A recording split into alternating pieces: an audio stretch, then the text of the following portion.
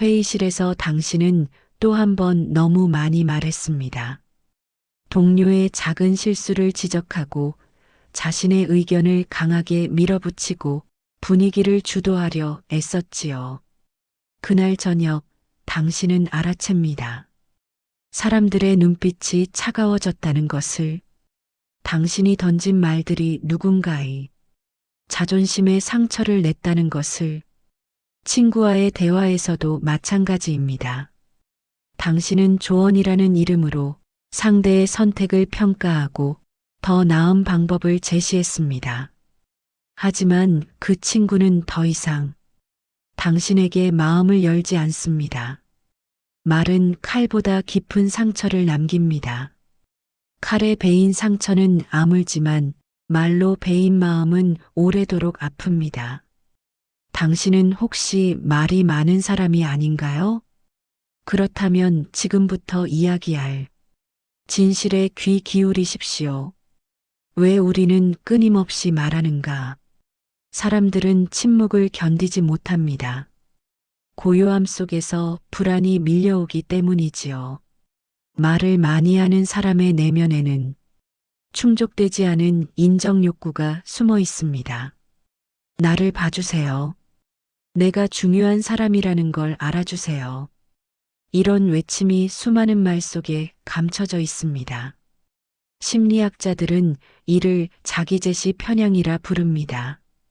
우리는 타인에게 좋은 인상을 남기기 위해 필요 이상으로 자신을 드러내려 합니다. 자신의 지식을 과시하고 경험을 자랑하고 의견을 강요합니다. 하지만 역설적이게도 말이 많을수록 신뢰는 떨어집니다. 들어보면 알 수 있습니다. 말이 많은 사람의 말 속에는 진정성이 희미합니다. 또 다른 심리적 동기는 통제욕입니다. 말을 통해 상황을 장악하려는 무의식적 시도이지요. 대화를 지배하고 분위기를 이끌고 타인의 생각까지 바꾸려 합니다. 하지만 세상은 당신의 말대로 움직이지 않습니다. 사람들은 설득당하기보다 스스로 깨닫기를 원합니다. 자기 방어 또한 과도한 언어의 원인입니다. 약점이 드러날까 두려워 끊임없이 말로 자신을 포장합니다. 변명하고 정당화하고 해명합니다. 하지만 아이러니하게도 말이 많을수록 더 많은 약점이 드러납니다. 불필요한 정보를 흘리고 일관성을 잃고 신뢰를 무너뜨립니다. 결국 과도한 언어는 내면의 불안을 드러내는 증거입니다. 진정으로 자신감 있는 사람은 말이 적습니다. 그들은 침묵이 주는 힘을 알고 있기 때문입니다.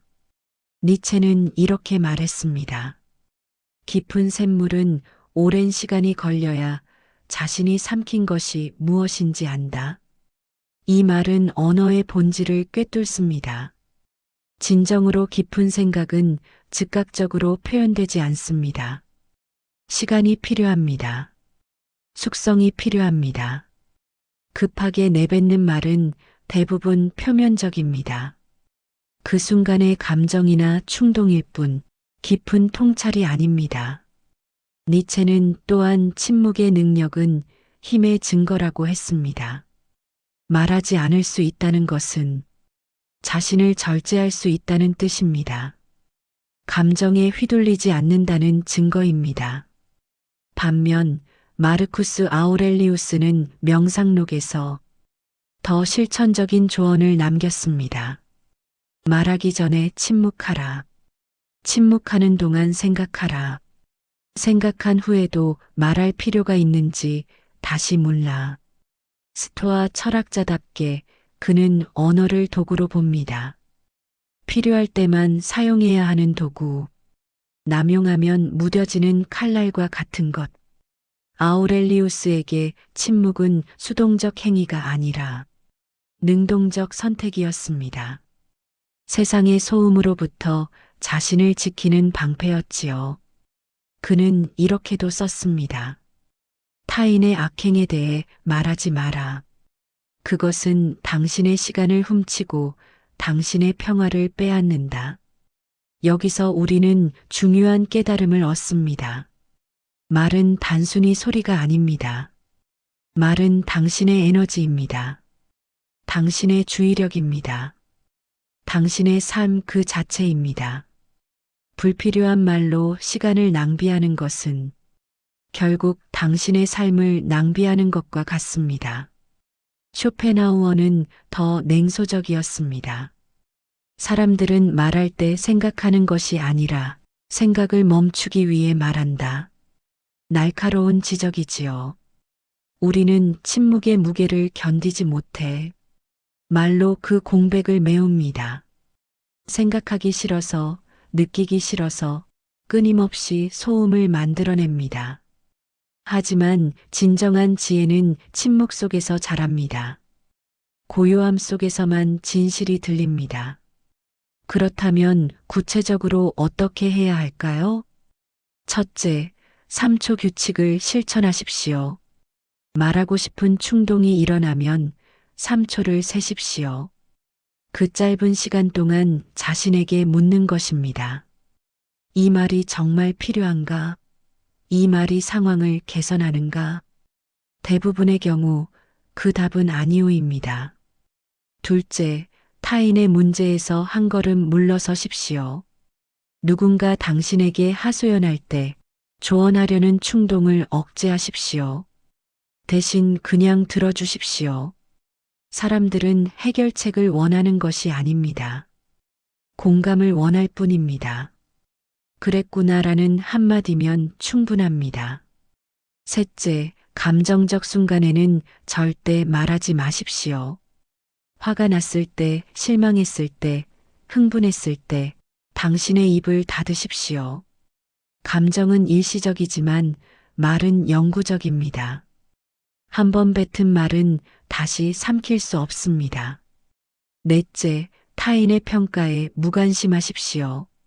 말이 많아지는 이유 중 하나는 타인의 시선을 의식하기 때문입니다. 하지만 생각해 보십시오. 당신을 비판하는 사람도, 당신을 칭찬하는 사람도 결국 자신의 삶에 바쁩니다. 당신에 대한 그들의 생각은 당신이 생각하는 것만큼 오래가지 않습니다. 다섯째, 침묵을 무기로 사용하십시오. 논쟁이 벌어졌을 때 말로 맞서지 마십시오. 침묵하십시오. 침묵은 가장 강력한 대답입니다. 상대는 당신의 침묵 속에서 자신의 목소리만 듣게 됩니다. 그리고 그 메아리 속에서 스스로를 돌아보게 됩니다. 여섯째, 관계에 거리를 두십시오. 모든 사람과 깊은 관계를 유지할 필요는 없습니다. 피상적인 관계에서는 피상적인 대화만으로 충분합니다. 안녕하세요, 감사합니다, 잘 지내세요. 이 세 문장이면 충분합니다. 당신의 깊은 생각과 진심은 정말 소중한 사람들을 위해 아껴두십시오. 일곱째, 글로 쓰십시오. 말하고 싶은 충동이 강하게 일어날 때 그것을 종이나 스마트폰에 적으십시오. 글로 쓰는 순간 당신은 자신의 생각을 객관적으로 봅니다. 그리고 대부분의 경우 그것이 불필요하다는 것을 깨닫게 됩니다. 이 모든 실천의 핵심은 하나입니다. 의도적 침묵입니다. 침묵은 도피가 아닙니다. 침묵은 가장 능동적인 선택입니다. 세상의 소음에 휩쓸리지 않겠다는, 자신의 에너지를 지키겠다는, 진정으로 중요한 것에만 집중하겠다는 선언입니다. 말을 줄이면 무엇을 얻게 될까요?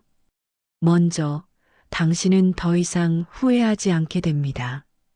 밤에 누워 왜 그런 말을 했을까 하고 자책하는 일이 사라집니다. 둘째, 사람들이 당신을 다르게 보기 시작합니다. 신뢰가 쌓입니다. 말이 적은 사람의 한마디는 말이 많은 사람의 10마디보다 무겁기 때문입니다. 셋째, 당신의 내면이 고요해집니다. 끊임없는 언어의 소음에서 벗어나면 당신은 비로소 자신의 목소리를 듣게 됩니다. 진짜 당신이 원하는 것이 무엇인지 알게 됩니다. 넷째, 관계가 정화됩니다. 당신의 침묵을 견디지 못하는 사람들은 떠나갑니다. 그리고 그것은 축복입니다. 진정으로 당신을 이해하는 사람들만 남기 때문입니다. 다섯째, 자유를 얻습니다. 타인의 평가로부터, 인정 욕구로부터, 끊임없는 자기 증명의 강박으로부터 자유로워집니다. 침묵은 공허가 아닙니다. 침묵은 가장 충만한 상태입니다. 말하지 않음으로써 당신은 더 많은 것을 말하게 됩니다. 설명하지 않음으로써 당신은 더 깊이 이해받게 됩니다.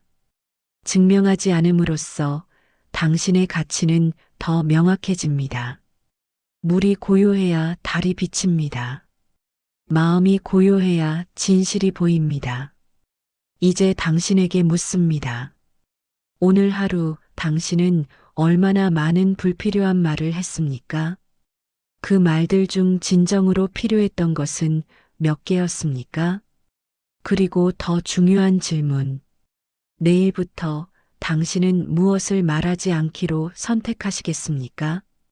침묵은 선택입니다. 그리고 그 선택이 당신의 삶을 바꿉니다. 말을 줄이십시오. 그리고 삶이 깊어지는 것을 경험하십시오.